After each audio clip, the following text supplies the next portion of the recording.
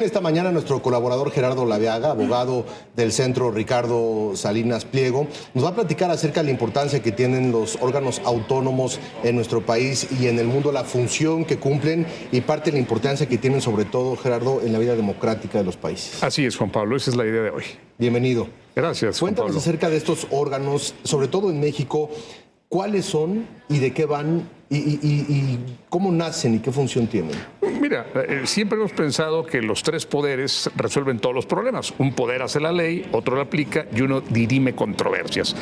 Pero la democracia tiene insuficiencias. La democracia no puede resolver todos los problemas. Incluso para quienes como tú y como yo somos entusiastas demócratas, pues vemos que hay muchas limitaciones. Hay temas técnicos. Por ejemplo, el pueblo no puede decidir, por más entusiasta que sea, si hacemos una paridad con la moneda, cuánto debe valer cada dólar. Eso no es, o cuánto debe valer cada euro. Es algo bien técnico. El pueblo, por más amable que sea, es más, ya no vamos a hablar del pueblo, el presidente de la República, por más honesto, inteligente que sea, no puede estar en todo. Y la Cámara de Diputados y la Cámara de Senadores tienen grandes intereses políticos, se mueven por ellos. Por eso se han creado en México 10 organismos constitucionales autónomos, los famosos OCAS. Organismo Constitucional Autónomo. Estamos hablando del Banco de México, estamos hablando del INE, estamos hablando del INAI. El INE, por ejemplo, las elecciones. No puede ser la Cámara de Diputados ni de Senadores. Si ellos organizan las elecciones, el presidente siempre van a jalar agua para su molino. La Gobernación, como en algún momento sucedió. Así era, Gobernación siempre jalaba y siempre ganaba el mismo partido. Se trata de que sea un organismo autónomo, que no tenga que ver ni con el presidente, ni con los legisladores, ni con los jueces. Un órgano autónomo registrado en la Constitución, el INE. Pero el Banco de México igual, para fijar la paridad y la política monetaria, la Comisión de Derechos Humanos, que está un poco desaparecida en estos días, pero bueno, finalmente los derechos humanos los viola la autoridad. La propia autoridad se va a encargar de revisar que ella violó los derechos humanos. No, tiene que ser un órgano aparte, que es una Comisión Nacional de Derechos Humanos. Pero también pasa lo mismo con las telecomunicaciones y con la energía y con la Fiscalía General de la República. Imagínate si el presidente es el jefe del fiscal. Le dice, a este sí y a este no, porque este dio para el partido. Y a este no dio para el partido, persíguelo. Por eso la Fiscalía General de la República debe ser autónoma, auténticamente autónoma.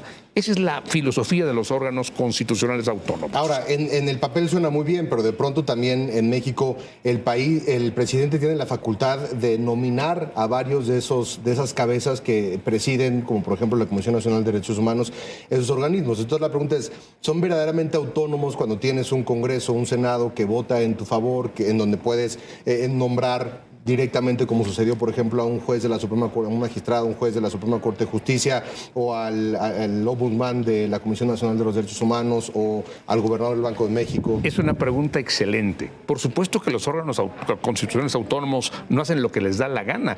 Y sí, en todos tiene participación el presidente, y todos son auditables, y todos tienen que rendir cuentas, y todos tienen que explicar ante la auditoría qué hicieron bien y qué hicieron mal, y ser transparentes, y son examinados, y pueden ser castigados sus titulares, claro. Eso está muy bien. Pero una vez que el presidente nombra o que el presidente propone, se espera que sean autónomos y que tengan una resolución absolutamente técnica. Y creo que faltan organismos autónomos. Por ejemplo, en política agraria. ¿Quién decide si siembra sorgo o cebada o trigo?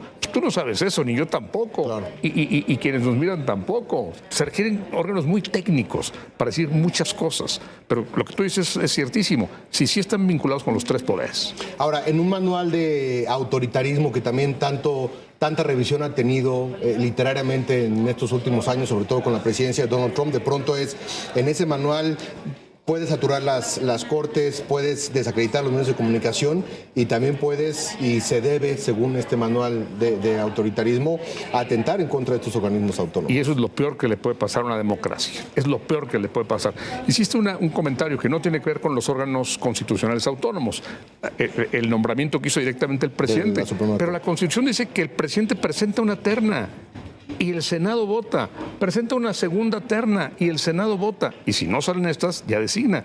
El Senado tuvo 2 oportunidades y había por lo menos 2 candidatas estupendas, Berta y Heréndira, espléndidas, Y el Senado pudo haberlas nombrado y no lo hizo. Casi cedió el lugar al presidente. Claro. Sí, la importancia que tiene que entonces el legislativo también haga su trabajo de contrapeso y también, como sucede mucho en el Senado, pues nombren y procesen los nombramientos que quedan pendientes, porque ahí hace cualquier cantidad de posiciones. Claro, si el Senado no asume sus responsabilidades y la Cámara de Diputados no asume la suya, pues estamos perdidos.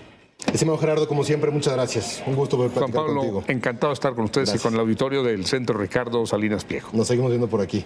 Gracias, Gerardo.